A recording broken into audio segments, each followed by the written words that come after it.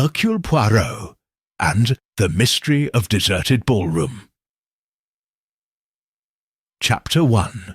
The Echo of Forgotten Waltzes. The train rattled through the English countryside, its rhythm a steady counterpoint to the thoughts of Hercule Poirot, who sat by the window, his gloved, hands folded neatly over a silver-topped cane. The November air was crisp, and the fields beyond the glass were cloaked in a mist that seemed to whisper secrets. Poirot's moustache twitched as he reread the letter that had summoned him to Ashbourne Manor, a letter as enigmatic as it was urgent.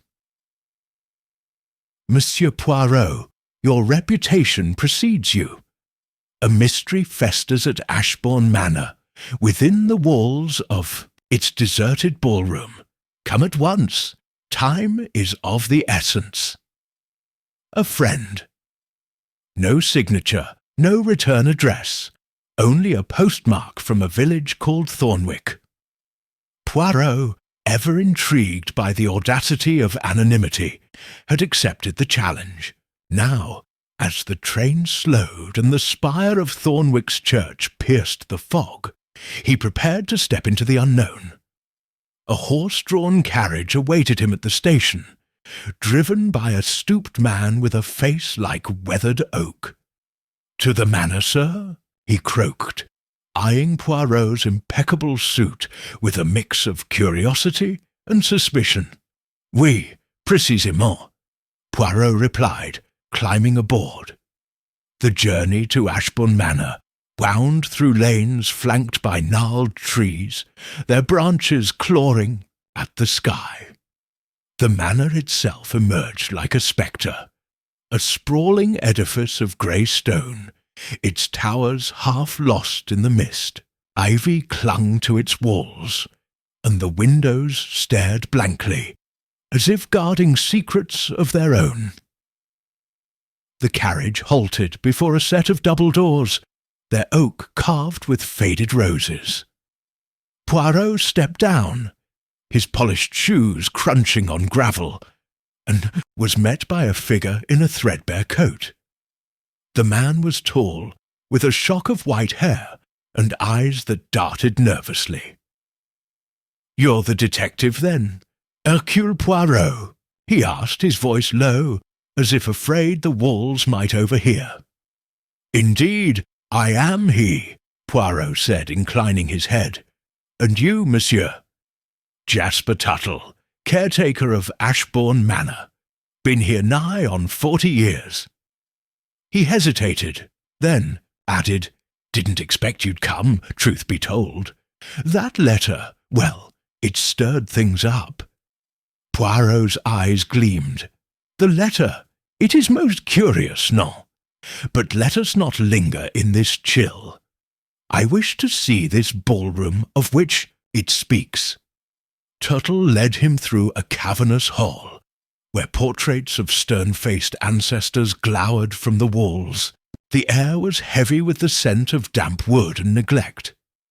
At last they reached a set of ornate doors, their brass handles tarnished. Tuttle paused, his hand trembling as he gripped the key. "Ain't been opened proper in years," he muttered. "Not since. Well, you'll hear the tales soon enough." The doors creaked open, revealing the ballroom. Poirot stepped inside, his breath catching at the sight. It was a vast chamber, its ceiling soaring to a dome, painted with faded cherubs. Crystal chandeliers hung like frozen waterfalls, their prisms dulled by dust. The parquet floor, once polished to a mirror's sheen, was now scuffed and grey, save for faint traces of wax that hinted at long-ago dances. At the far end stood a grand piano, its black lacquer chipped, a single sheet of music resting on its stand. "Mon Dieu," Poirot murmured, his voice echoing in the stillness. "It is a place of beauty, yet it mourns." Tuttle shuffled behind. Him. Used to be the heart of the manor, this was. Balls every season, Music till dawn. But after the incident, Lady Harrow sealed it up. No one's danced here in 20 years. Incident? Poirot's tone was sharp, his eyes fixed on Tuttle. The caretaker shifted uncomfortably. Best ask Lady Beatrice herself. She'll be down soon. But I'll tell you this, folks say the ballroom's haunted. Music plays at midnight, they say, though no one's at the piano. I've heard it myself. Poirot raised an eyebrow, but said nothing, his gaze sweeping the room. He noted the heavy velvet curtains, moth-eaten and sagging, and the mirrors lining one wall, their surfaces clouded with age. A faint draught stirred the air, carrying the ghost of a melody. Or was it his imagination? As Tuttle turned to leave, Poirot called after him. "One moment, Monsieur Tuttle. This letter, do you know who might have sent it?" Tuttle's face tightened. Could be anyone. Folks in Thornwick talk, and the manor's got its share of enemies. But if you ask me, it's someone who wants the past dug up, and that's a dangerous thing. Alone now, Poirot paced the ballroom, his cane tapping softly. He paused by the piano, lifting the sheet of music. It was a waltz, its title smudged but legible. Dance Macabre. A chill ran through him, not from the cold, but from the certainty that this room held more than memories. Somewhere in its shadows lay the key to a mystery that had waited 20 years for Hercule Poirot's little grey cells. As he stood there, the faint sound of footsteps echoed from the hall, and a voice, cool, aristocratic, and tinged with unease, called out, "Monsieur Poirot, I am Lady Beatrice Harrow. Welcome to Ashbourne Manor." Poirot turned, his expression unreadable. The game, he knew, had begun. Chapter 2. The Invitation That Never Was. Hercule Poirot stood in the grand hall of Ashbourne Manor, his sharp eyes taking in the woman before him. Lady Beatrice Harrow was a figure of faded elegance. Her silver hair swept into a severe chignon, her emerald green dress clinging to a frame that spoke of both pride and weariness. Her gaze was steady, but Poirot noted the faint tremor in her hands as she gestured toward a nearby drawing-room. "You must forgive the state of the manor, monsieur." "Poirot," she said, her voice smooth but edged with caution. "We are not what we once were. Please come sit. I understand you've received a rather peculiar invitation." "Oui, madame," Poirot replied, following her into a room lined with bookshelves and heavy drapes. A fire crackled in the boudoir hearth, casting shadows that danced across faded wallpaper. He settled into a high-backed chair, his posture impeccable. A letter, most intriguing, yet unsigned. "It speaks of a mystery in your ballroom. I am curious. Do you know of such a letter?" Lady Beatrice's lips tightened. "I know nothing of it.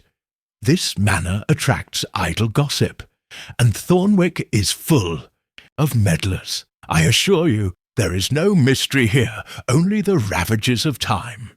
She paused, then added, "But since you've come, I'll not turn you away. Hospitality is a Harrow tradition, after all." Poirot inclined his head, his moustache twitching slightly. "Most gracious, madame. Yet I sense unease. This ballroom, why? Is it sealed, abandoned?" Monsieur Tuttle spoke of an incident. Her eyes flashed, but she recovered quickly, folding her hands in her lap. "Tuttle talks too much. 20 years ago, we held a gala in the ballroom, a grand affair. It ended poorly. A scandal, nothing more. My late husband, Lord Edmund, decided it best to close the room. A painful memory, you understand.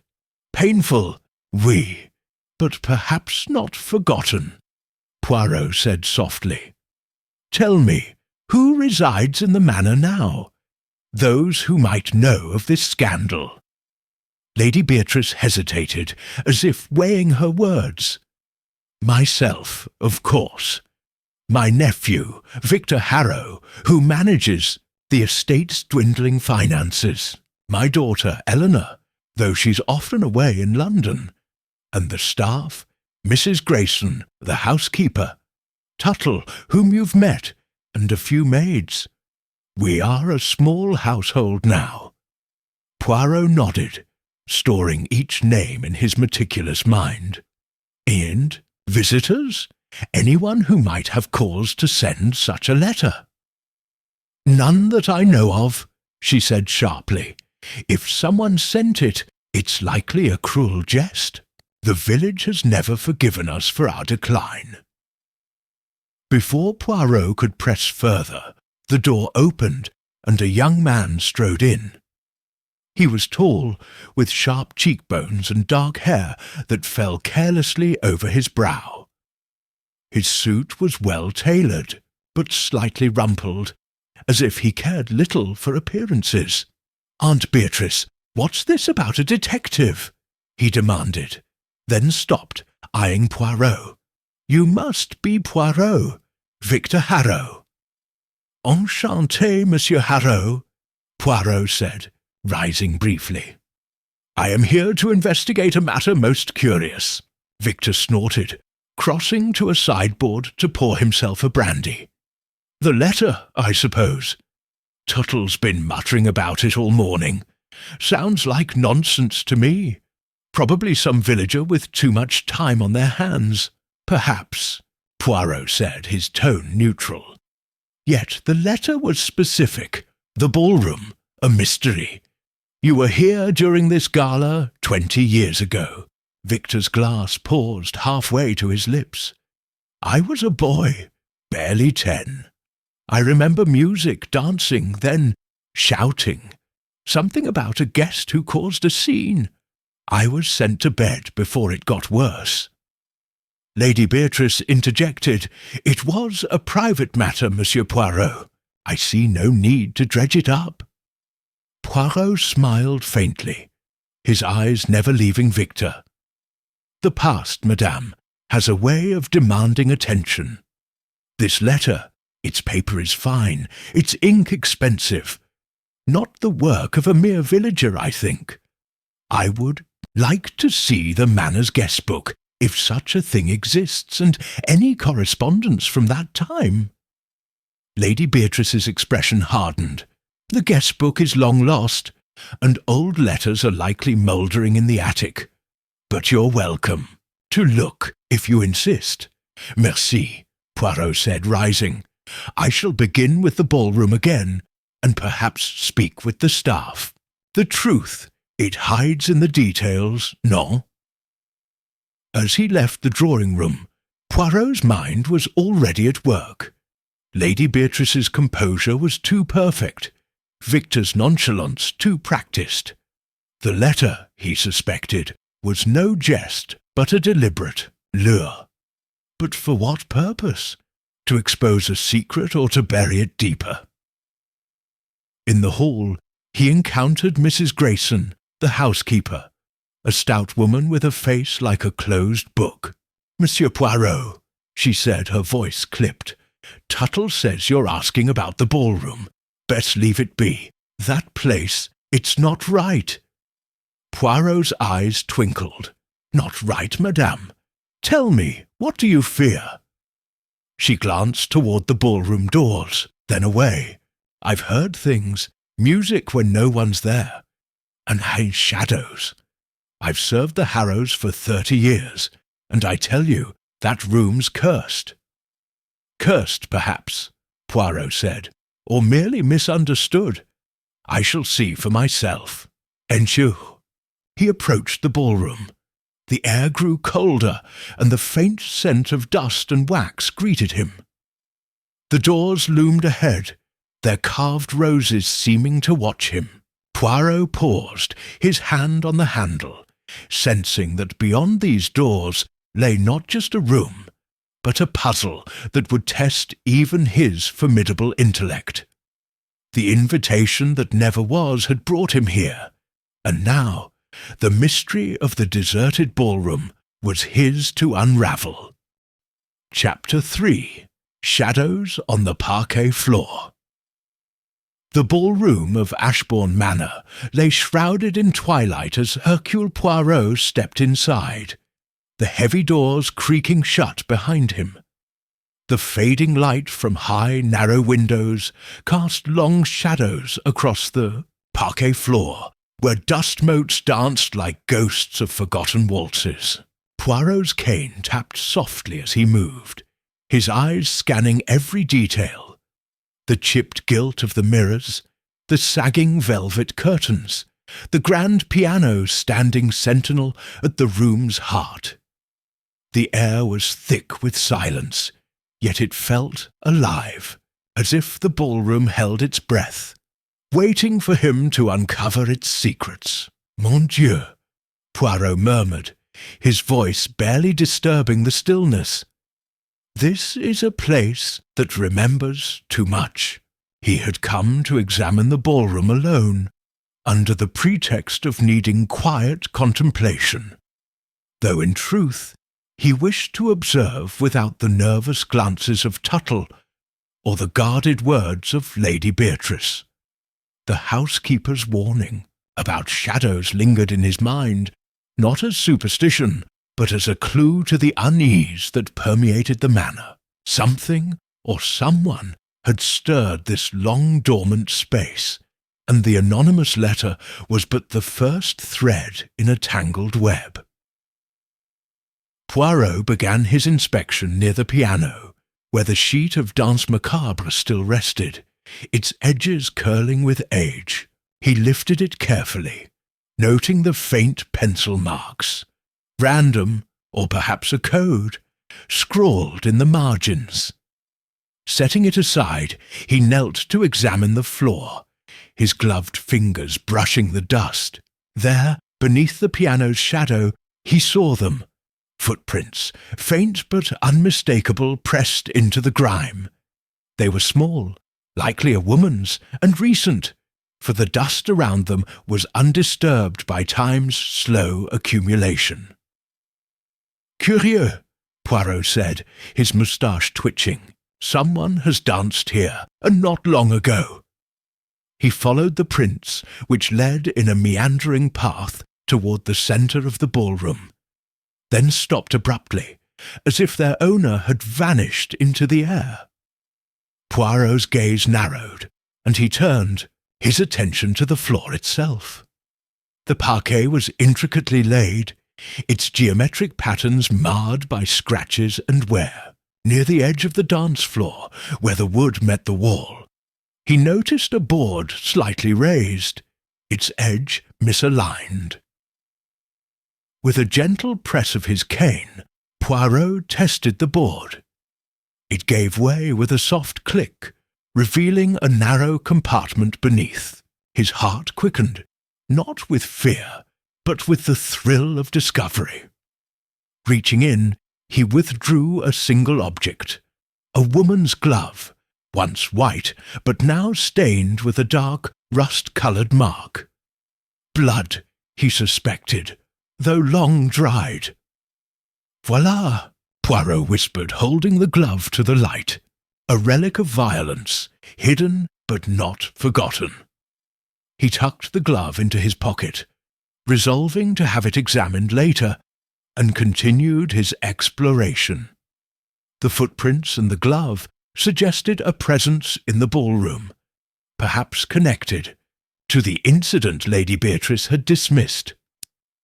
But why hide such evidence? And why summon him now, after 20 years of silence? As he moved toward the mirrors, Poirot's reflection fragmented in their clouded surfaces, giving the illusion of a dozen Poirots watching him. He paused, struck by a sudden thought. Mirrors, he knew, could conceal as much as they revealed. Tapping one with his cane, he listened for a hollow sound, but the glass was solid. Still, he made a mental note to investigate further, perhaps with tools to probe behind the walls. The silence was broken by a faint scuffing sound, not from within the ballroom, but from the hall beyond. Poirot froze, his senses alert. The doors were slightly ajar, and through the gap he glimpsed a shadow. Fleeting, human-shaped, gone before he could be certain. He moved swiftly, his small frame belying his agility, and pushed the doors open. The hall was empty, its portraits staring down in silent judgment. Yet the air felt disturbed, as if someone had passed through moments before. Poirot's eyes scanned the floor, but the polished stone revealed no footprints. He returned to the ballroom, his mind racing. A watcher, perhaps, or merely a curious servant. Either way, his presence was known, and that changed the game. Determined to gather more perspectives, Poirot sought out Mrs. Grayson, the housekeeper, whom he found in the kitchen, kneading dough with a ferocity that suggested more than culinary zeal. "Madam Grayson," he began, his tone polite but firm, "I have questions about the ballroom. You spoke of shadows. Have you seen anyone enter that room recently?" Her hands stilled, flour dusting the air. "I told you, it's not right, that place. I've not seen anyone go in, but I've heard things. Footsteps, soft-like, when it pass by at night. I don't linger, Monsieur Poirot. No one does." "And the staff?" Poirot pressed. "Who else might know of its history?" She hesitated, then said, "Tuttle's been here longest, but he's half mad with his ghost stories. There's Molly, the maid, but she's young, only been here a year. And Cook, but she keeps to herself. If you want truth, ask Tuttle about the gala. He was there, serving wine, when it all went wrong." "Wrong? How?" Poirot's voice was gentle, coaxing. Mrs. Grayson's eyes darted to the door, as if expecting eavesdroppers. "A woman, they say. A guest who vanished after a row. Clara, her name was, that's all I'll say. The Harrows don't like it spoken of." Poirot nodded, storing the name, Clara, like a jewel in his mind. "Merci, madame. Your candour is most helpful." As he left the kitchen, the weight of the blood-stained glove in his pocket seemed heavier. The footprints, the glove, the name Clara, all pieces of a puzzle that pointed to a crime, long buried but stirring once more. The ballroom, Poirot knew, was no mere relic. It was a stage, and someone was directing a drama meant to draw him in. With his little grey cells alight, he resolved to speak with Tuttle next, certain that the caretaker's tales of midnight music held more truth than superstition. Chapter 4. The Pianist Who Vanished. Hercule Poirot sat in the dimly lit library of Ashbourne Manor, a small table before him cluttered with relics of the past. A tarnished silver cigarette case, a yellowed photograph album, and a bundle of letters tied with faded ribbon. The air smelled of old leather and mildew, and the fire in the grate did little to dispel the chill. Poirot had requested these items from Lady Beatrice, claiming a need to understand the manor's history. But his true purpose was to unearth the story of Clara, the name whispered by Mrs. Grayson in the kitchen. The housekeeper's words had ignited Poirot's curiosity, and his conversation with Jasper Tuttle, the caretaker, had only deepened the mystery. Tuttle, reluctant at first, had spoken haltingly of the gala 20 years ago, his eyes darting as if the shadows themselves might betray him. Clara Duval, he'd said, was the pianist that night. Beautiful she was, with fingers like magic on the keys. But she crossed someone powerful, and then she was gone, never seen again. Poirot now turned to the photograph album, its pages brittle under his gloved fingers. He flipped through images of Ashbourne Manor in its prime. Garden parties, hunting expeditions, and grand balls. At last he found her, a young woman seated at the ballroom's grand piano, her dark hair cascading over her shoulders, her expression intense as she played. The caption read simply, "Miss Clara Duval, guest performer, 1905. Clara Duval, Poirot murmured, studying her face. There was a defiance in her eyes, a spark that suggested she was no mere hired musician. He set the photograph aside and opened the bundle of letters, hoping for further clues. The letters were a mix of correspondence, mostly mundane, invitations, thank-you notes, and estate business. But one, tucked near the bottom, caught his eye.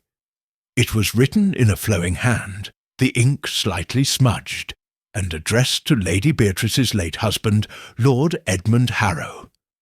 Poirot read it carefully. "My dearest Edmund, I cannot continue this charade. The gala will be my final performance at Ashbourne. You know why. If you will not speak the truth, I must, whatever the cost. Yours, Clara." The letter was undated, but its tone was unmistakable, urgent, personal, and tinged with desperation. Poirot's moustache twitched as he considered its implications. A love affair, perhaps? Or something darker? Blackmail, betrayal.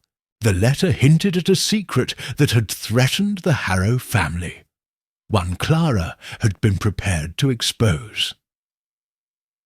He turned next to the cigarette case, which Tuttle had mentioned belonged to a guest at the gala. It was engraved with the initials C.D., Clara, Duval, presumably. Inside, Poirot found a small folded note, its edges frayed. Unfolding it, he saw a single line of text, written in the same hand as the letter. "Meet me in the ballroom at midnight." No signature, no date, but the words carried a weight that made Poirot's pulse quicken. "Mon Dieu," he said softly, "this is no ordinary disappearance.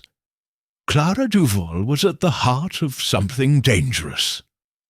Poirot leaned back, his mind assembling the pieces, the blood-stained glove from the ballroom, the footprints in the dust, the anonymous letter that had brought him here, all pointed to Clara's fate. But why had she vanished? Had she been silenced to protect a secret, or had she fled, leaving chaos in her wake? And who, after 20 years, sought to revive this mystery? His thoughts were interrupted by a soft knock at the library door. It was Molly, the young maid, her face pale and her hands twisting in her apron. "Monsieur Poirot, sir," she said, her voice trembling. "Mrs. Grayson sent me. She says you're asking about Miss Clara. I found something in the attic when I was cleaning." Poirot's eyes gleamed. "Show me, mademoiselle." Molly led him up a narrow staircase to the attic, a cavernous space filled with trunks and cobwebbed furniture. She pointed to a small wooden box, half hidden behind a broken chair. "I didn't open it, sir. It's got her name on it, Clara's." Poirot knelt, brushing dust from the box. Carved into the lid was the name Clara Duval, alongside a delicate musical staff. He opened it carefully, revealing a single item, a sheet of music titled Nocturne in E minor, its margins filled with cryptic annotations, numbers and symbols that made no immediate sense. Poirot recognized the hand as Clara's, matching the letter and the note in the cigarette case. "This is most significant, Mademoiselle Molly," he said, slipping the sheet into his pocket. "You have done well to bring it to me." Molly bit her lip. "Sir, there's talk in the village. They say Clara was murdered, that the Harrows covered it up. Is it true?" Poirot's expression was unreadable. "The truth, mademoiselle, is like a melody. It must be played carefully to be heard. Say nothing of this box for now." As they descended from the attic, Poirot's mind was alight with possibilities. Clara Duval had been no mere pianist. She had been a woman of secrets, entangled with the Harrows in ways that had led to her disappearance. The sheet of music, with its strange annotations, was a new clue. Perhaps a code, perhaps a message. Whatever it was, Poirot knew it held the key to unlocking the mystery of the deserted ballroom. He resolved to confront Lady Beatrice about the letter to Lord Edmund, but first he would decipher the annotations. The pianist who vanished had left a trail, and Hercule Poirot, with his little grey cells, was determined to follow it to its end. Chapter 5. Whispers in the Gallery. The morning light filtered weakly through the high windows of Ashbourne Manor's portrait gallery, casting a pallor over the rows of stern-faced Harrows immortalized in oil and gilt. Hercule Poirot stood before a towering canvas of Lord Edmund Harrow, his late host's father, whose piercing eyes seemed to follow him as he paced. The gallery, a long, narrow hall lined with the manor's ancestral lineage, was a place of quiet reverence. Yet Poirot sensed an undercurrent of secrets woven into its very walls. The clues he had gathered, the bloodstained glove, Clara Duval's letter, and the cryptic sheet of music pointed to a past the Harrows wished to keep buried, and this gallery, he suspected, held more than mere likenesses. Poirot's cane tapped softly on the polished floor as he examined each portrait. The Harrows were a proud family, their expressions haughty, their attire opulent, but the paintings grew sparser toward the present, reflecting the manor's decline. One frame, near the end, caught his attention.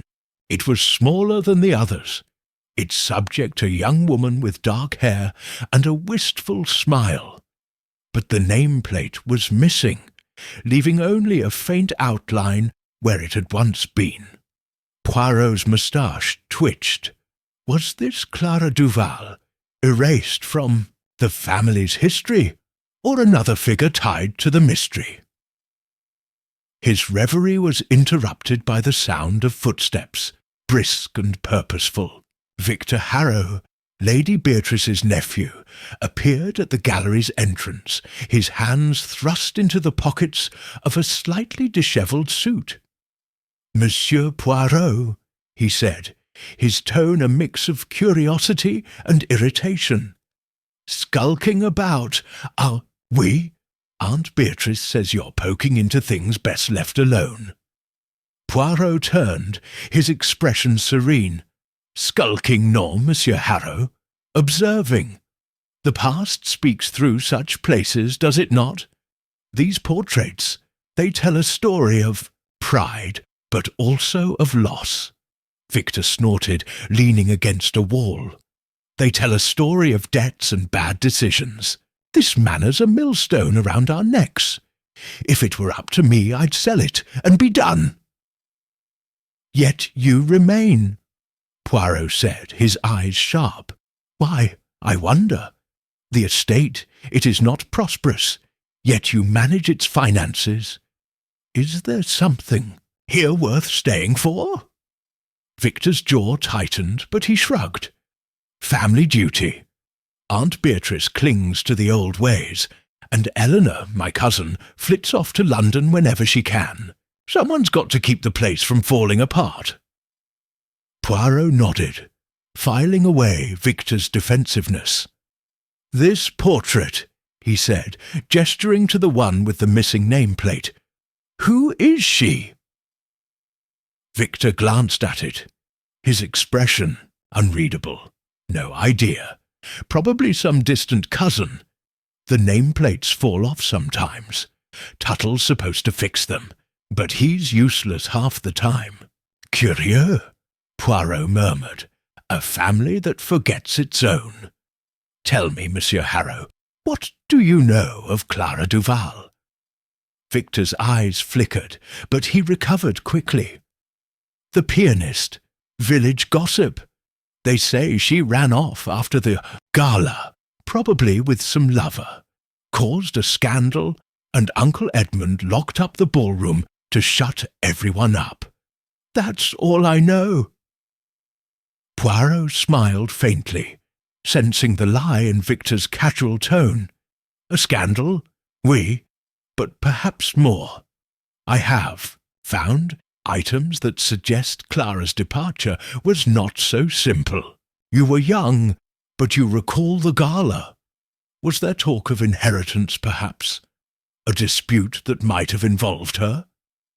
Victor's laugh was sharp, almost forced. "Inheritance? You've been listening to Tuttle's nonsense. The Harrows were rich then, but it was all smoke and mirrors. By the time I was old enough to understand, we were drowning in debt. If Clara was involved in anything, it was her own drama, not ours." Poirot inclined his head, letting the silence stretch. Victor shifted uncomfortably, then pushed off the wall. "Look, I've got work to do. If you want to chase ghosts, that's your business, but don't expect me to play along." As Victor strode away, Poirot's gaze returned to the nameless portrait. The woman's eyes seemed to hold a plea, a silent message across the years. He made a mental note to ask Tuttle about the missing nameplate, and to search the manor's records for any mention of Clara's connection to the family's finances.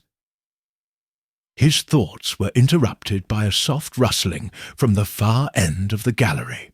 He turned, his senses alert, but saw nothing save the flicker of a curtain stirred by a draught.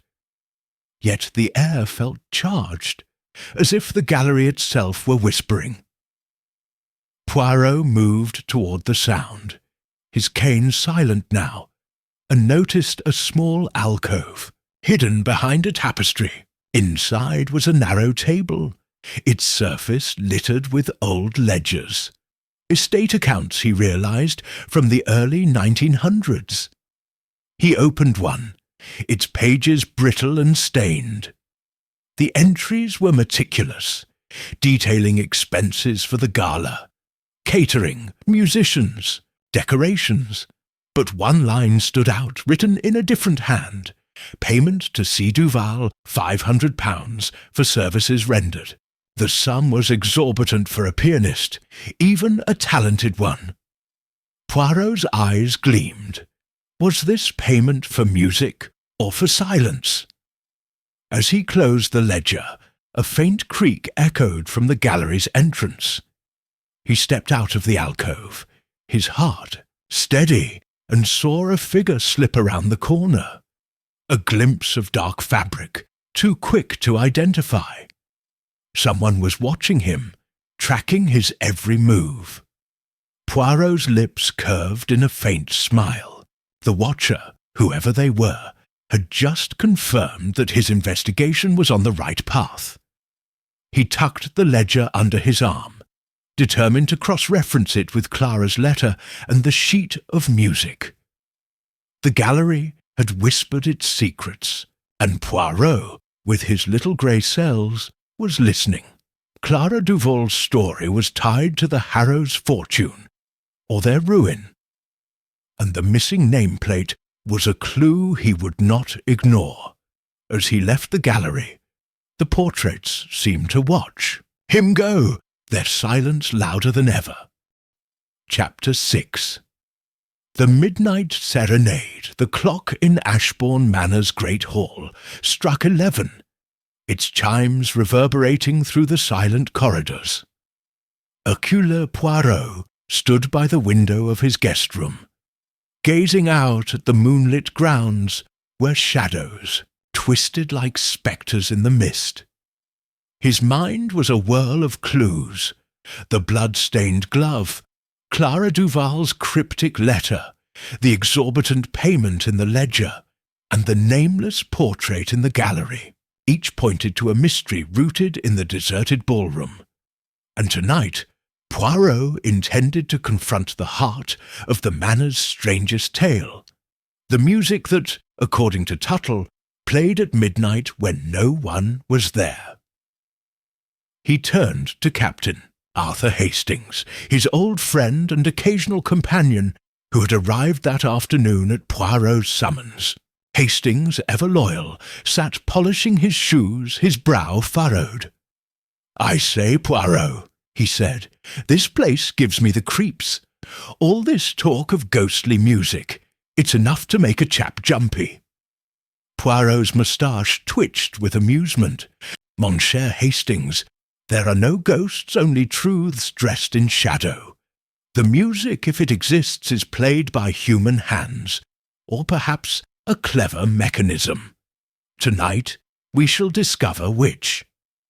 Hastings sighed, setting his shoes aside. "You're sure about this stakeout? If Lady Beatrice catches us sneaking about, she'll have our heads." "Leave Lady Beatrice to me," Poirot said, adjusting his tie with precision. "Come, it is time." They descended the grand staircase, moving silently through the darkened manor. The air was heavy with the scent of old wood and wax, and every creak of the floorboards seemed amplified in the stillness. Poirot carried a small lantern, its light dimmed to avoid detection, while Hastings clutched a notebook, ready to jot down observations at Poirot's command. The ballroom doors loomed ahead, their carved roses ghostly in the moonlight that spilled through a nearby window. Poirot paused, listening. The manor was quiet, save for the distant tick of a clock. He pushed the doors open, and the ballroom yawned before them, its chandeliers glinting faintly, the parquet floor a sea of dust and shadow. "Great Scott!" Hastings whispered, his eyes wide. "It's like stepping into a tomb." "Précisément," Poirot said, his voice low. "But a tomb that speaks, if one knows how to listen." They took up position near the grand piano, where the sheet of Danse Macabre still rested, its penciled annotations a puzzle yet to be solved. Poirot extinguished the lantern, plunging them into near darkness, and they settled behind a heavy curtain, its moth-eaten folds offering concealment.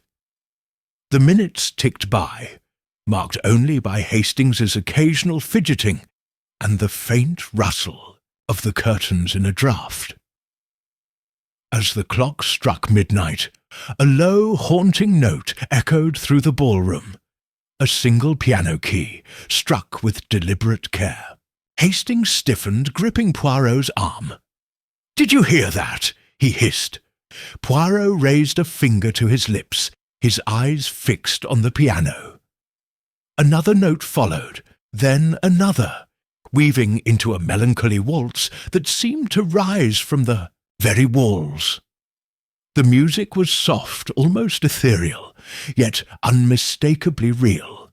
Poirot's heart quickened, not with fear, but with the thrill of a clue unfolding. The waltz grew louder, its rhythm hypnotic, and Poirot peered through a gap in the curtain. The piano stood alone, its keys untouched, yet the music played on. No figure was visible, no shadow moved across the floor.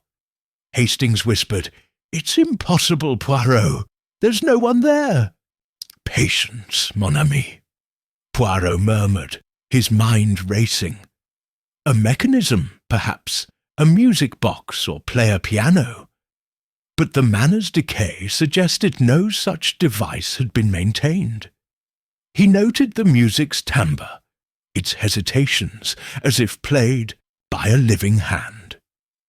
Abruptly, the waltz stopped, the final note hanging in the air like a sigh.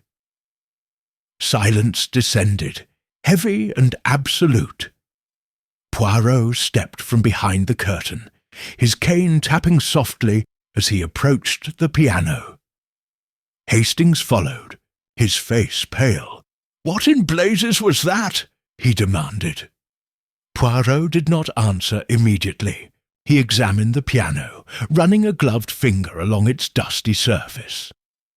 There, on the bench, lay a single red rose, its petals fresh and dewy, as if plucked moments ago.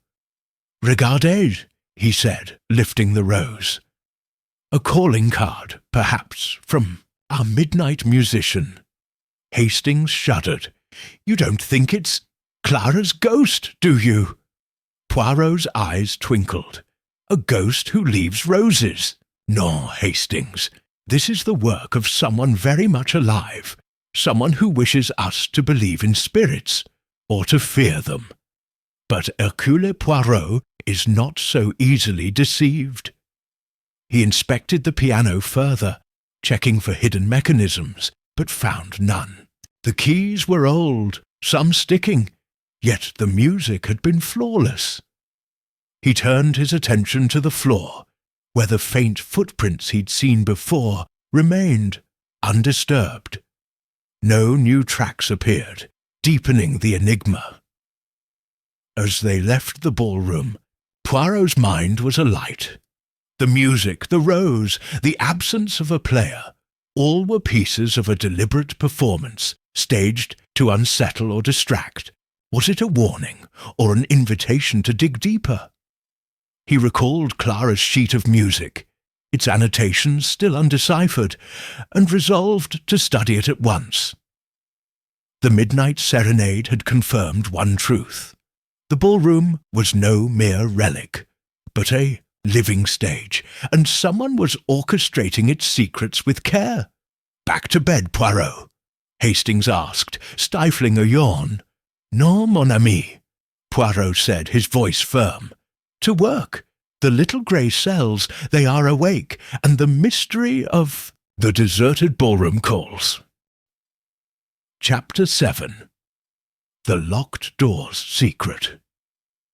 The morning sun struggled through the heavy clouds over Ashbourne Manor, casting a feeble light across the ballroom's dusty chandeliers.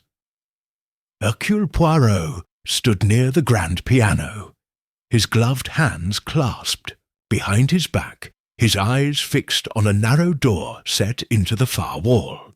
It was barely noticeable, its faded wood blending with the panelling, but Poirot's keen observation had caught its outline during the midnight stakeout.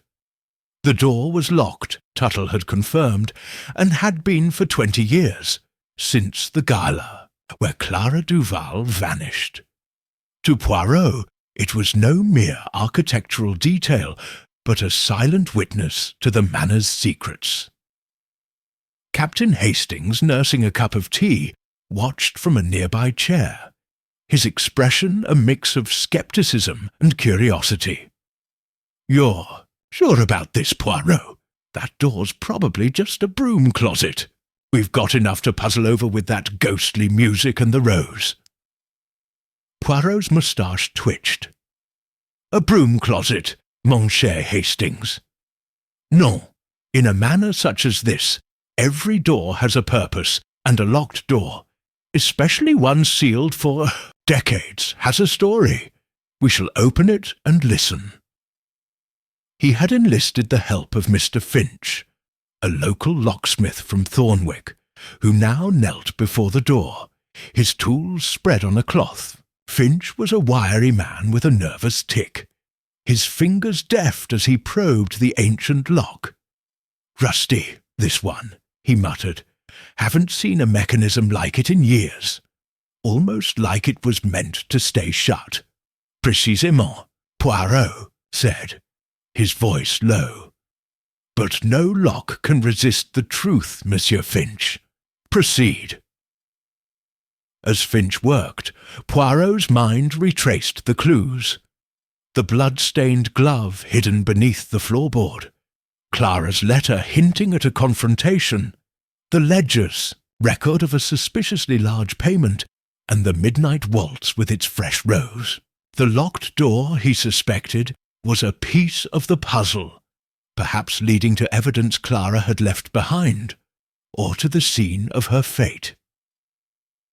The lock clicked, and Finch stepped back, wiping sweat from his brow.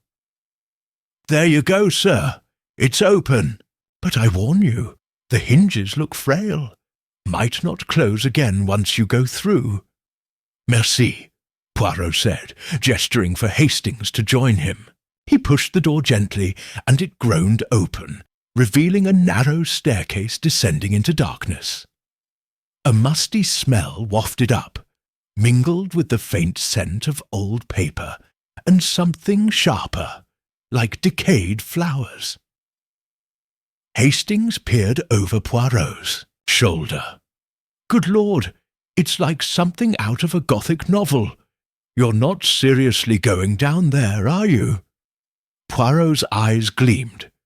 "But of course, mon ami. The truth, it often hides in the shadows. Bring the lantern." They descended, carefully, the wooden steps creaking under their weight. The lantern's light revealed a small, windowless room at the bottom, its walls lined with warped shelves. Dust coated everything, undisturbed for years, and the air was thick with neglect. In the centre stood a writing desk, its surface cluttered, with scattered papers, an inkwell, and a single wilted rose, long dead, its petals crumbling to ash. "Clara," Poirot murmured, his voice echoing faintly. He approached the desk, his gloved fingers lifting a leather-bound notebook. The cover bore the initials C.D., Clara Duval. He opened it, revealing pages filled with her elegant handwriting. A diary of sorts, though the entries were sporadic. He read aloud a passage dated weeks before the gala. "Edmund grows distant, his promises empty. I know the truth now, and it burns. If I speak, the harrows will fall, but silence is a cage. I must act or lose myself." Hastings leaned closer, his face pale. She was planning something, wasn't she? Sounds like she had dirt on the family. "Oui, Hastings," Poirot said, turning the pages. "But what? Blackmail, perhaps, or a revelation that threatened their honour?" Another entry caught his eye, written in a shakier hand. "The ballroom at midnight. He will meet me there. If I am wrong, God help me." The diary ended abruptly, with no further entries. Poirot closed the notebook, his mind racing. The room, hidden behind the locked door, was Clara's secret refuge, a place to record her fears and plans. But why had it been sealed? And why had no one searched for her here? He examined the shelves, finding only mouldy sheet music and a few trinkets, a locket, empty, and a broken fountain pen. But beneath the desk, half buried in dust, he spotted a small wooden box, its lid carved with a musical staff, identical to the one Molly had found in the attic. He opened it, revealing a single key, its brass tarnished but intact, and a folded note in Clara's hand. for the safe in the balcony. If I fail, find it. Mon Dieu, Poirot said, holding the key to the light. Clara left a trail. Hastings, this safe, it may hold the heart of the mystery. Hastings frowned. A safe in the ballroom? We've been all over that place and never saw one. Hidden, no doubt, Poirot said. The balcony overlooks the dance floor. A perfect place to conceal such a thing. We shall investigate at once. As they ascended the stairs, the door, creaking shut behind them, Poirot felt a chill that was not from the damp. The diary confirmed Clara's intent to confront someone, Lord Edmund, perhaps, at the gala, and the key suggested she had safeguarded evidence. But the blood-stained glove and her disappearance hinted at a violent end. Was the midnight music a taunt from her killer, or a plea from someone seeking justice? Back in the ballroom, Poirot paused, glancing at the piano where the rose had appeared. The locked door's secret had deepened the enigma, but it had also brought him closer to Clara's truth. He would find the safe, decipher the music's annotations, and confront the Harrows with what he knew. The deserted ballroom, he sensed, was preparing to reveal its next act, and Hercule Poirot was ready to take the stage. Chapter 8. The Masquerade of Motives. The dining room of Ashbourne Manor gleamed with a fragile elegance, its long mahogany table set with polished silver and crystal that reflected the flickering light of candelabras. Hercule Poirot had requested a formal dinner, ostensibly to better understand the household, but his true purpose was to observe the Harrows and their staff under pressure. The clues he had uncovered, Clara Duval's diary, the blood-stained glove, the key to a hidden safe, pointed to a web of secrets. And tonight he intended to tug at its threads. Lady Beatrice Harrow presided at the head of the table, her emerald gown a stark contrast to her pallor. To her right sat Victor Harrow, her nephew, his tie slightly askew, his eyes darting as he sipped his wine. Across from him was Eleanor Harrow, Lady Beatrice's daughter, who had returned from London that morning at Poirot's subtle insistence.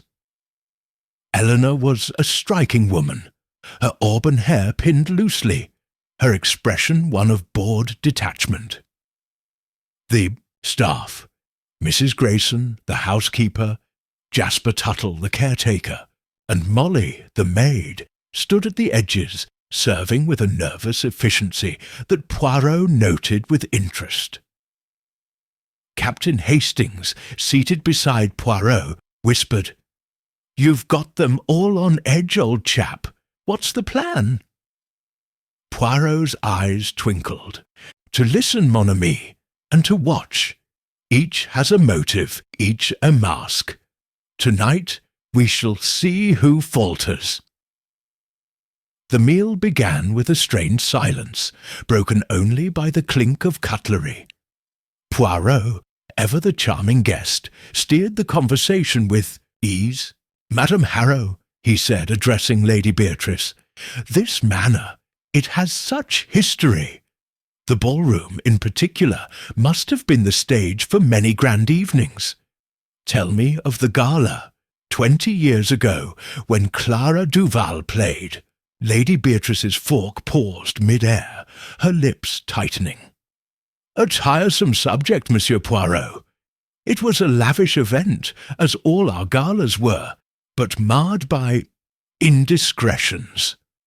Clara Duval was a talented pianist, but her behaviour that night was unbecoming. She left, and we closed the ballroom to avoid further gossip." "Unbecoming, you say?" Poirot's tone was gentle, probing. "Yet I have heard she vanished, leaving no trace. Surely such a disappearance caused concern?" Victor snorted. setting down his glass. Concern? The village made a circus of it, but Clara was flighty. Probably ran off with some suitor. People like her don't stick around. Eleanor raised an eyebrow, her voice cool. Really, Victor? You were a child then. How would you know? Mother, why don't you just say it? Clara was a scandal, and father wanted her gone. Lady Beatrice's eyes flashed. Eleanor, enough. We will not air family matters before guests. Poirot smiled, faintly, noting the tension. Family matters, but perhaps relevant. I have found items. A glove, stained with blood, hidden in the ballroom. A letter from Clara to Lord Edmund, suggesting a secret she meant to reveal. And a diary, hinting at a confrontation that, night, these are not the traces of a woman who simply fled. A gasp escaped Molly, who dropped a serving spoon with a clatter. Mrs. Grayson shot her a warning look, while Tuttle's face paled, his hands trembling as he poured water. Victor leaned back, his expression unreadable, and Eleanor's detachment gave way to a flicker of unease. "Blood?" Lady Beatrice said, her voice steady but strained. "You're mistaken, Monsieur Poirot. The ballroom has been untouched for years. As for letters or diaries, they prove nothing. Clara was prone to dramatics." "Perhaps," Poirot said, his gaze sweeping the table. "But dramatics do not explain a payment of £500 to Clara, recorded in your ledgers, far more than a pianist's fee. Nor do they explain music heard at midnight, or a rose left on the piano. Someone, I think, wishes the past to be remembered." The room grew colder, the candelabra's flames flickering as if stirred by an unseen breath. Hastings shifted uncomfortably, sensing the mounting tension. Poirot pressed on, his voice soft but relentless. "Monsieur Tuttle, you were at the gala, serving wine. Did you see Clara argue with anyone? Perhaps with Lord Edmund?" Tuttle's eyes darted to Lady Beatrice, then back to Poirot. I saw her speaking with his lordship near the balcony. Looked heated, but I didn't hear much. She was upset, though, and left the ballroom right after. Never saw her again." Mrs. Grayson interjected, her tone sharp. "That's enough, Tuttle. You're stirring up nonsense. Clara caused trouble and paid for it. Let it lie." "For it?" Poirot's eyebrow rose. "A curious phrase, Madame Grayson. Paid how, I wonder?" The housekeeper flushed, realizing her slip, and busied herself with clearing plates.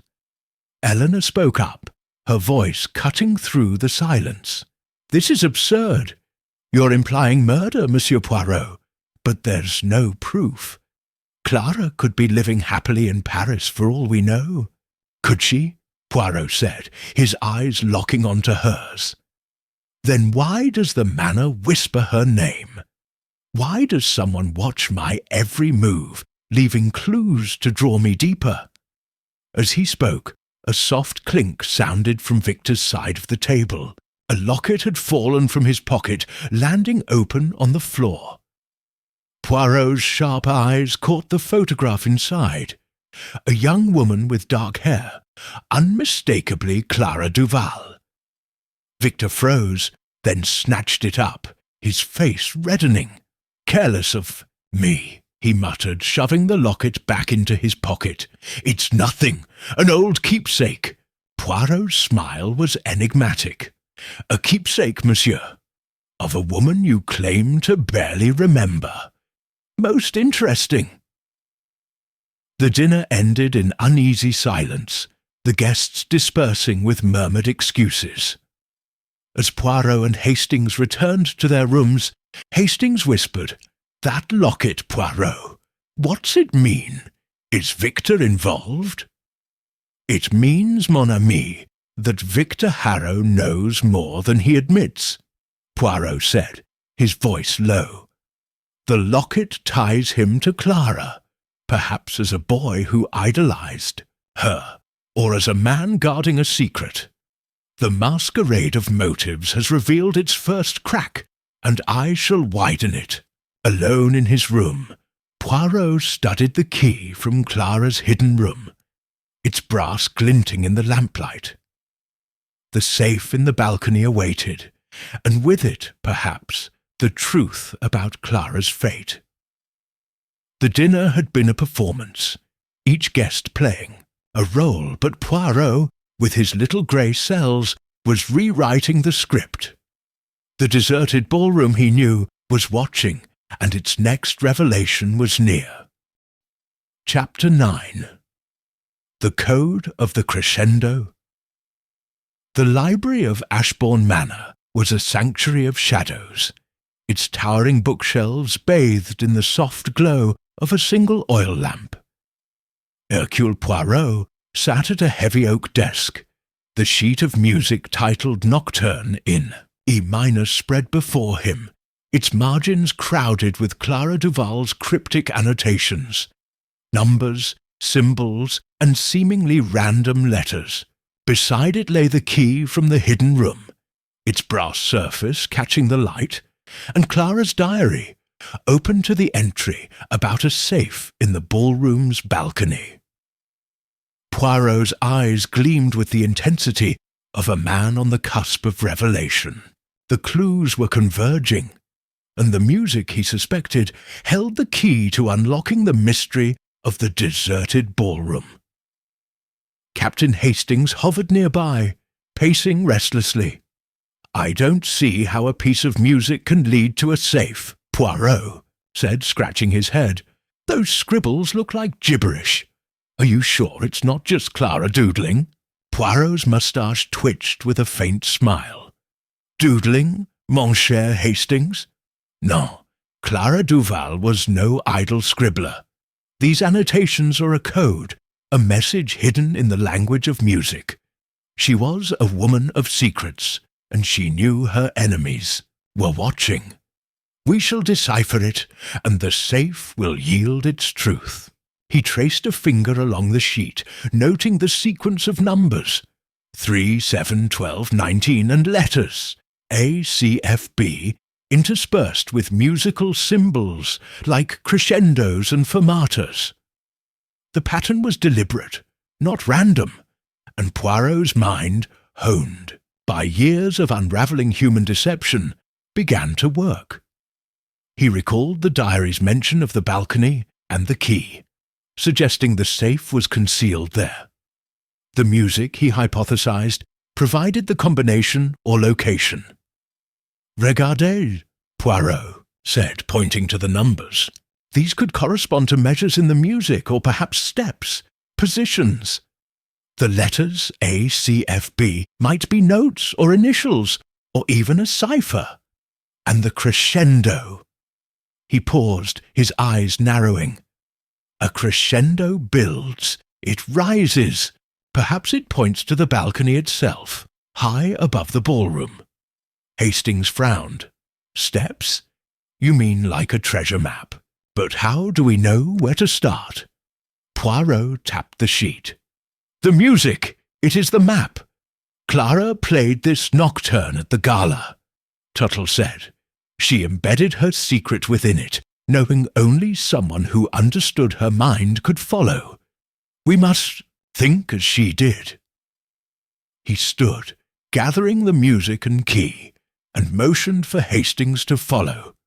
"To the ballroom, mon ami. The balcony awaits, and with it the safe." The ballroom was a cavern of silence as they entered, its chandeliers glinting faintly in the moonlight that streamed through high windows. The parquet floor stretched like a frozen sea, and the grand piano stood sentinel, its presence a reminder of the midnight waltz. Poirot led the way to the balcony, a narrow ledge overlooking the dance floor, accessible by a spiral staircase tucked in a corner. The staircase creaked under their weight, its iron railing cold to the touch. At the top, the balcony was a cramped space, lined with faded velvet curtains and a low balustrade. Poirot scanned the walls, his lantern casting long shadows. The safe. "It must be hidden," he said. Clara's note said, "In the balcony. We search for a panel, a seam, something out of place." Hastings ran his hands along the woodwork, his scepticism giving way to curiosity. "Here, Poirot, feel this. The panel's loose." Poirot joined him, pressing the spot Hastings indicated. A section of the wall clicked, sliding open to reveal a small iron safe embedded in the wood. Its dial was tarnished but intact, with numbers and letters etched around it. Poirot held up the key, but saw no keyhole, only the dial, suggesting a combination was needed. "Voilà," he said, his voice tinged with triumph. "The safe. Now, the code." He spread the music on the balustrade, studying the annotations. Again, the numbers 3, 7, 12, 19 seemed to align with the dial's markings.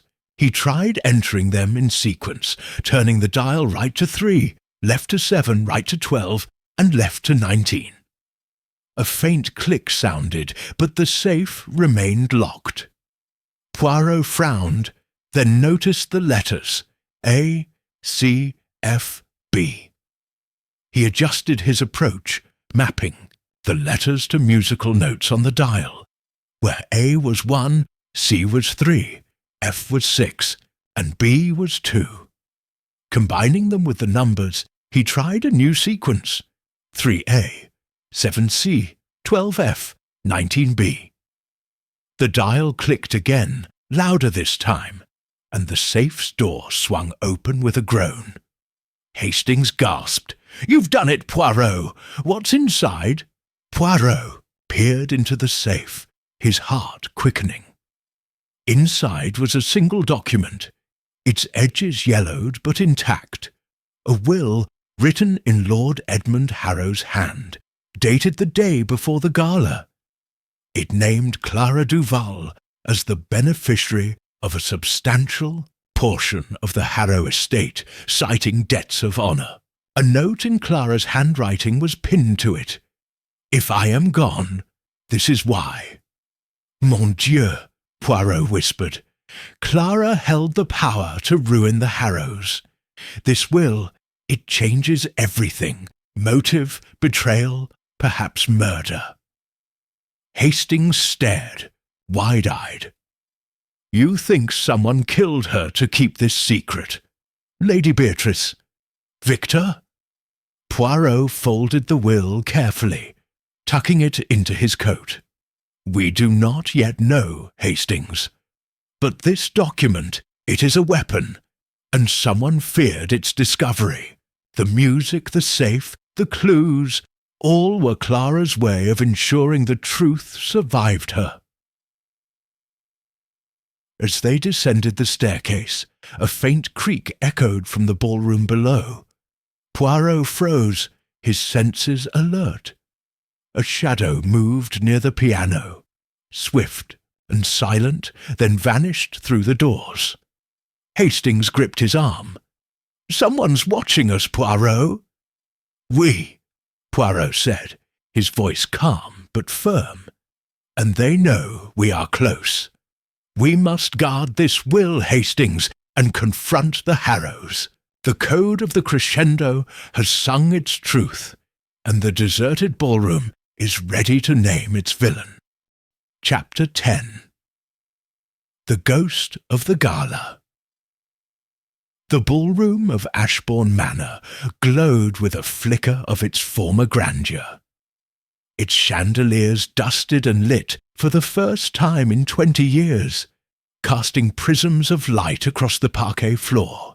Hercule Poirot had orchestrated this evening's event, a partial reenactment of the infamous gala where Clara Duval vanished, under the guise of jogging memories among the Harrow household. In truth, he sought to provoke a reaction, to stir the shadows that clung to the manor's secrets. The safe in the balcony, revealed by Clara's musical code, had yielded a will that threatened the Harrow legacy, and Poirot was certain the culprit behind Clara's fate was among those gathered tonight. The room was sparsely decorated, with only a few tables draped in white linen, and a trio of musicians, a violinist, a cellist, and a pianist, tuning their instruments in the corner.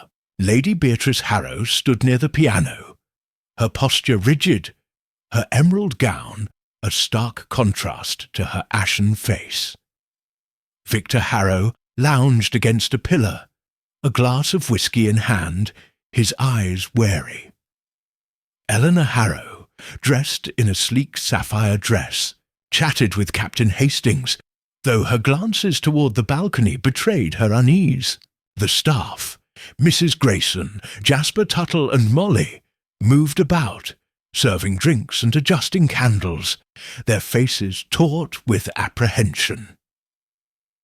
Poirot, impeccable in his evening suit, surveyed the scene with the precision of a chess master.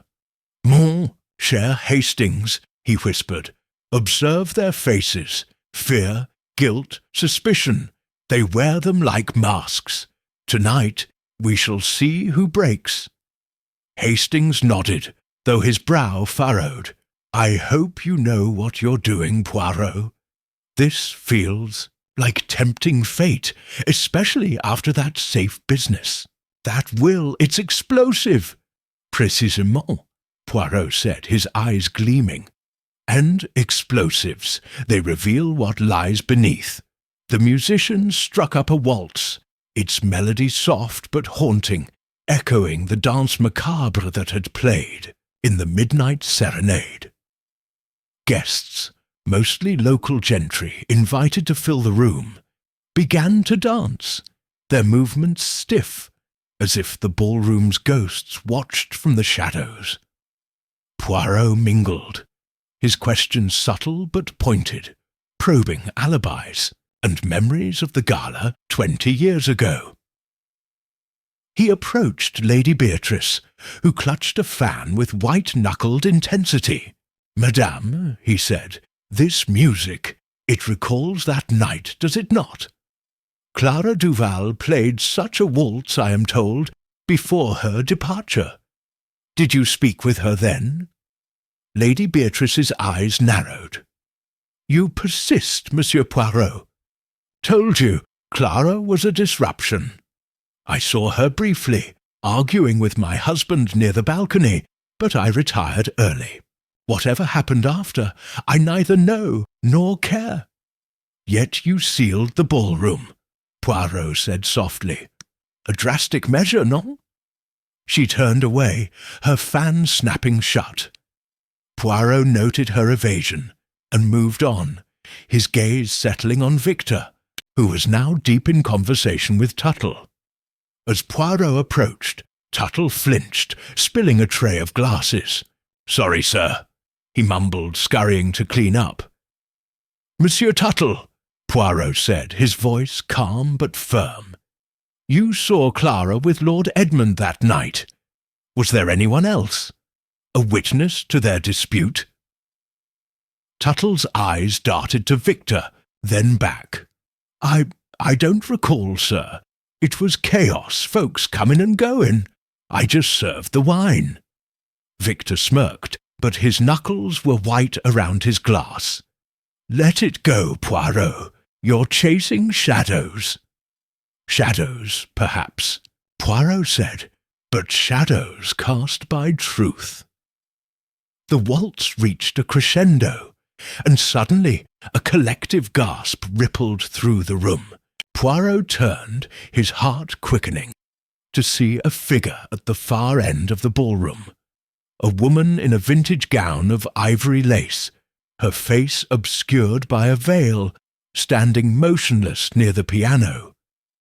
The musicians faltered, their notes dissolving into silence, and the dancers froze, their eyes wide with fear. "It's her," Molly whispered, clutching Mrs. Grayson's arm. "Clara's ghost!"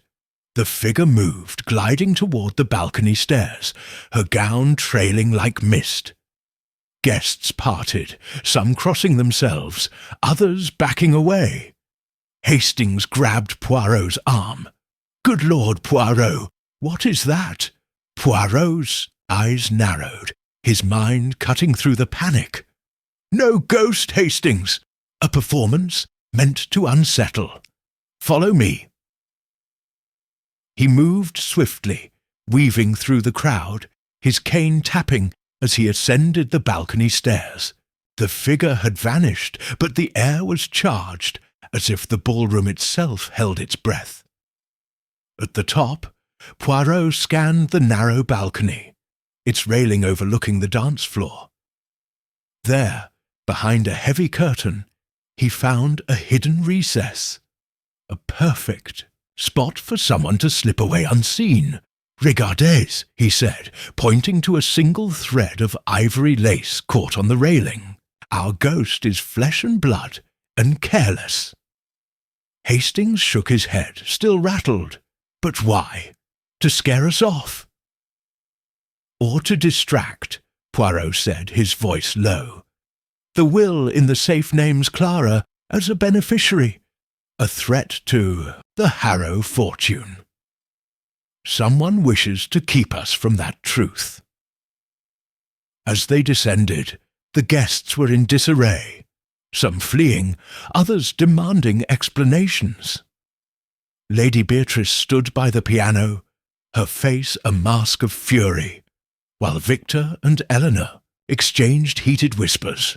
Poirot's gaze swept the room, noting Tuttle's absence and Mrs. Grayson's rigid posture. The reenactment had done its work, exposing fear and fracturing alliances. "Mon ami," Poirot said to Hastings, "the ghost of the gala has shown us the living. Tomorrow we confront the will's implications, but tonight I suspect our watcher will act again. The deserted ballroom plays its part, and Hercule Poirot shall not miss the next cue." Chapter 11. The Truth Beneath the Chandelier. The ballroom of Ashbourne Manor stood in eerie stillness, its chandeliers dimmed to a faint glow, casting fractured light across the parquet floor. Hercule Poirot had summoned the household: Lady Beatrice, Harrow, Victor Harrow, Eleanor Harrow, Mrs. Grayson, Jasper Tuttle, and Molly, to the very heart of the manor's mystery. The reenactment of the gala had unmasked a living ghost, and the will found in the balcony safe had revealed Clara Duval as a beneficiary to a significant portion of the Harrow estate, a secret worth killing for. Tonight, Poirot intended to confront the truth head-on, with the ballroom as his stage. Captain Hastings stood by his side, his face tense but resolute. "You're sure about this, Poirot?" he whispered. "That locket, the will, the ghost business, it's all pointing to something ugly. What if they turn on you?" Poirot's eyes twinkled, though his expression was grave. "Mon cher Hastings, the truth is a light that scatters shadows. They may resist, but the little grey cells have seen the pattern. Observe and trust." The group assembled near the grand piano, their faces a gallery of unease. Lady Beatrice's lips were a thin line, her hands clasped tightly. Victor's casual smirk was gone, replaced by a guarded stare. Eleanor fidgeted with her necklace, her eyes darting to the balcony. Mrs. Grayson stood rigid, her housekeeper's apron a shield, while Tuttle shifted nervously, his hands twisting. Molly, the youngest, looked ready to bolt, her gaze fixed on the floor. Poirot stepped forward, his cane tapping once, commanding attention. "Mesdames et messieurs," he began, his voice clear and measured, "we stand in a room that has kept its secrets for 20 years. Clara Duval, the pianist who vanished, was no mere guest. She was a woman of courage, entangled in a truth that threatened this family. Tonight I shall reveal what happened to her, and who among you bears the guilt." A murmur rippled through the group, but Poirot raised a hand. First, the clues. A blood-stained glove hidden beneath the floor. A letter to Lord Edmund hinting at a secret. A diary recording Clara's intent to act. A payment of £500, far too large for music. A will naming Clara as heir to a fortune. And last night a figure in a gown meant to frighten us from the truth. These are not coincidences, but threads in a tapestry of deceit. Lady Beatrice spoke, her voice icy. "This is preposterous, Monsieur Poirot. You weave a tale from scraps Clara left of her own accord. The will is a forgery or a mistake." Poirot's gaze was unyielding. "No, madam. The will is authentic, verified by its seal and Clara's signature, found in the safe whose location was encoded in her music. But let us consider the gala. Clara argued with Lord Edmund near the balcony, as Tuttle witnessed. She planned to reveal a secret, perhaps an affair, or a financial fraud. Someone ensured she never spoke." Victor stepped forward, his face flushed. "You're accusing us of murder. There's no body, no proof. You're chasing your own ego, Poirot." Poirot's smile was faint. "Patience, Monsieur Harrow. The proof lies above us." He pointed to the largest chandelier, its crystal prisms glinting like frozen tears. The balcony safe was not the only hiding place. Clara, knowing her danger, left another clue, one I discovered this morning. He produced a small tarnished locket, not Victor's, but one found in the hidden room behind the locked door. Inside was a tiny key, etched with a crescent moon. "This key," Poirot said, "fits a compartment in the chandelier's base, accessible only from the balcony. I have examined it. Within, I found a note, written in Clara's hand, naming her killer. A collective gasp filled the room. Molly whimpered, and Tuttle's knees buckled, forcing him to grip a chair. Eleanor's hand flew to her mouth, while Mrs. Grayson's eyes widened, betraying a flicker of fear. Lady Beatrice remained, still, but her breathing quickened. Poirot continued, his voice relentless. "The note accuses a member of this household, someone who stood to lose everything if Clara exposed the truth. The will made her a threat, for it diverted wealth from the Harrows to her, a woman they deemed unworthy. The blood-stained glove suggests violence, and the music at midnight, a recording hidden in the piano's mechanism, was a taunt, played to keep the legend of Clara's ghost alive." He turned to the balcony, gesturing. "The figure last night was no spirit, but a living person, dressed to distract. The lace I found matches a gown in the attic, accessible to all of you. But one clue betrays the culprit. The locket Victor dropped at dinner, containing Clara's photograph. Why keep such a memento unless you were connected to her fate?" Victor's face drained of colour. "I told you, it's just a keepsake. I was a boy. I admired her." "Admired, oui," Poirot said, "but also manipulated. The note in the chandelier names not you, but another, who used your youth to cover their crime." He turned to Mrs. Grayson, whose rigid posture had crumbled, her hands trembling. "Madame Grayson, you were Clara's confidant, were you not? She trusted you, but you betrayed her." Mrs. Grayson's voice was a rasp. "You're mad. I was a servant, nothing more." "No," Poirot said, his tone cutting.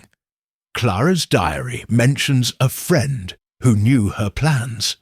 You served at the gala, close to Lord Edmund, when Clara threatened to reveal his embezzlement, a scheme you helped conceal for your own gain. You acted. You lured her to the balcony, struck her, and hid her body in a trunk, later disposed of in the manor's grounds. The glove was yours, stained in your haste." Mrs. Grayson staggered back, her face a mask of horror. "No, no, it's not true."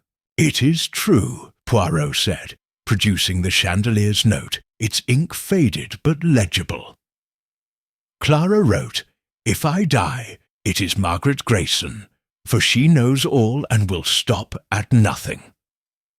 You kept the ballroom sealed, spreading ghost stories, to keep others away, but Clara's will survived, and so did her justice." Mrs. Grayson collapsed, sobbing, as Tuttle and Molly stared in shock. Lady Beatrice's face was stone, but her eyes glistened, perhaps with relief or shame. Victor cursed under his breath, and Eleanor turned away, her shoulders shaking. Hastings whispered, "Good heavens, Poirot, you've done it!" Poirot nodded, his expression sombre. "The truth beneath the chandelier is revealed, but at a cost. Clara Duval's voice, silenced for 20 years, has spoken at last." Chapter 12. The Final Bow. The ballroom of Ashbourne Manor stood bathed in the soft glow of its chandeliers, the air heavy with the weight of revelation. Hercule Poirot had gathered the household once more. Lady Beatrice Harrow, Victor Harrow, Eleanor Harrow, Jasper Tuttle, and Molly, though Mrs. Grayson was absent, now in the custody of the local constable, her confession to her guilt laid bare by Poirot's relentless pursuit of truth. The parquet floor gleamed, freshly polished, as if the room itself sought to shed its haunted past. Poirot stood at the centre, his posture impeccable, his eyes sharp, ready to deliver the denouement of the mystery of the deserted ballroom.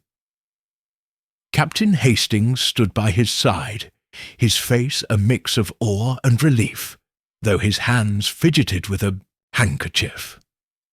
The others sat in a semicircle of chairs, their expressions ranging from shock to resignation. Lady Beatrice's regal composure was frayed, her hands clasped tightly. Victor's usual smirk was gone, replaced by a hollow stare. Eleanor's eyes were red-rimmed, her defiance softened by grief. Tuttle clutched a cap, his knuckles white, and Molly dabbed at tears with a handkerchief. Poirot cleared his throat, his voice resonant in the stillness. "Mesdames et messieurs, the mystery of Clara Duval's disappearance has been solved not by chance, but by the meticulous work of the little grey cells.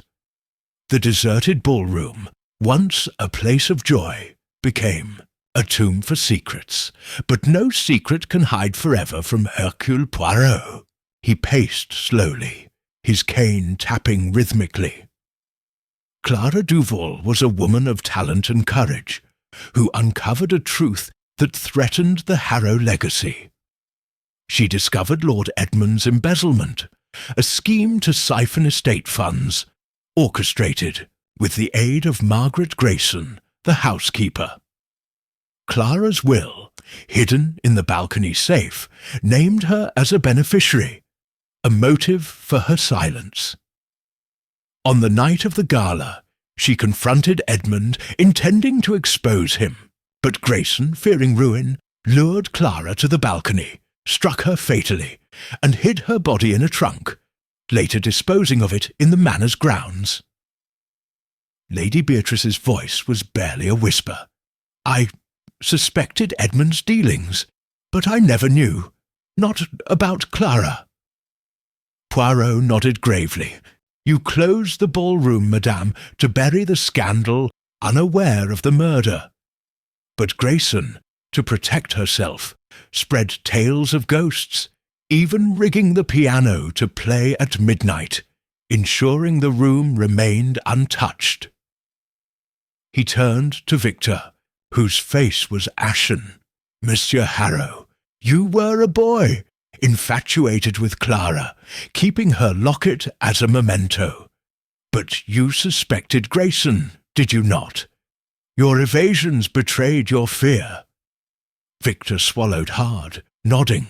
I saw her arguing with Clara that night. I was too young to understand, but I knew something was wrong. I kept quiet, ashamed. Eleanor spoke, her voice trembling, and I ran to London, avoiding this place. I thought it was just family, drama, not this. Poirot's gaze softened, but his tone remained firm. The clues, the bloodstained glove, Clara's diary, the coded music, the chandelier's note, all pointed to Grayson. The ghost at the gala was her final act, a desperate attempt to scare us away, using an old gown from the attic. But truth, like music, demands to be heard. Tuttle, his voice hoarse, added, I heard the music, thought it was Clara's spirit. I should have spoken up. Molly sobbed quietly, and Poirot offered her a gentle nod. You, mademoiselle, found Clara's box, a brave act that helped uncover the truth. He paused, addressing them all. The anonymous letter that brought me here was sent by a villager, a descendant of Clara's friend, who suspected foul play and sought justice. The deserted ballroom has spoken, and Clara Duval's name is cleared. Lady Beatrice rose, her pure voice steady despite her pallor. Monsieur Poirot, you have our gratitude and our shame. The Harrow name is tarnished, but we will make amends. The estate will honour Clara's will, funding a music scholarship in her name. Poirot inclined his head. A fitting tribute, madame. Justice is not only punishment, but restoration. As the group dispersed, their footsteps echoing in the vast room, Hastings clapped Poirot's shoulder. You've done it again, old chap. Wrapped it up like a perfect symphony. Poirot's moustache twitched. A symphony, oui, but with a melancholy note. Clara's song is ended, but its echo lingers. He lingered a moment, gazing at the piano, where the sheet of Danse Macabre still rested. The ballroom, no longer deserted, seemed to breathe, its shadows lighter. Poirot turned, his cane tapping a final note, and left the stage, the mystery solved, the truth his final bow. Chapter 13. The ballroom restored. The late afternoon sun poured through the high windows of Ashbourne Manor's ballroom, bathing the polished parquet floor in a golden warmth that seemed to erase the shadows of its haunted past. The chandeliers, meticulously cleaned, sparkled like constellations, and the grand piano, its lacquer gleaming, stood ready for a new melody. Hercule Poirot stood near the centre of the room, his hands clasped behind his back, his eyes surveying, the transformation with quiet satisfaction. The mystery of Clara Duval's disappearance had been solved, the truth laid bare, and the deserted ballroom was deserted no longer. Captain Hastings, ever at his side, adjusted his tie, a faint smile playing on his lips. "I must say, Poirot, it's a different place now. Almost feels alive again. Hard to believe this was a stage for murder just days ago." Poirot's moustache twitched. "Oui, mon cher Hastings. The truth, it cleanses like a spring rain. This ballroom, it mourns no more, for Clara's justice has restored its heart. The manor was abuzz with preparations for a small concert, organised by Lady Beatrice Harrow to honour Clara Duval. The event was modest, a handful of local musicians, a few villagers, and the Harrow family, but its significance was profound. The proceeds would fund a music scholarship in Clara's name, fulfilling the promise made in the wake of Mrs. Grayson's confession. The air carried the scent of fresh flowers, arranged in vases along the walls, and the faint hum of anticipation. Lady Beatrice approached, her silver hair softened by a simple chignon, her expression one of weary resolve. "Monsieur Poirot," she said, her voice steady, "I cannot thank you enough. You've given us a chance to heal, to make right what was wrong. The scholarship, it's a start." Poirot inclined his head. "Madame, the past cannot be undone, but the future it can be shaped. Clara's music will live on, and that is a victory." Victor Harrow lingered near the piano, his usual bravado replaced by a quiet introspection. He caught Poirot's eye and nodded, a gesture of respect. "I was wrong about you, Poirot. Thought you were stirring trouble. But you gave her justice. I'll make sure the estate honours her will." Eleanor, standing beside him, added softly, "I'm staying, this time. No more running to London. This place needs us, and Clara deserves that much." Poirot's gaze softened. "You have found courage, mademoiselle. The Harrows will endure, not by pride, but by truth." Jasper Tuttle, now relieved of his ghostly fears, bustled about, adjusting chairs, while Molly, her eyes bright, helped arrange programmes. The villagers once wary of the manor mingled freely, their whispers of Clara's ghost replaced by murmurs of admiration for the evening's purpose.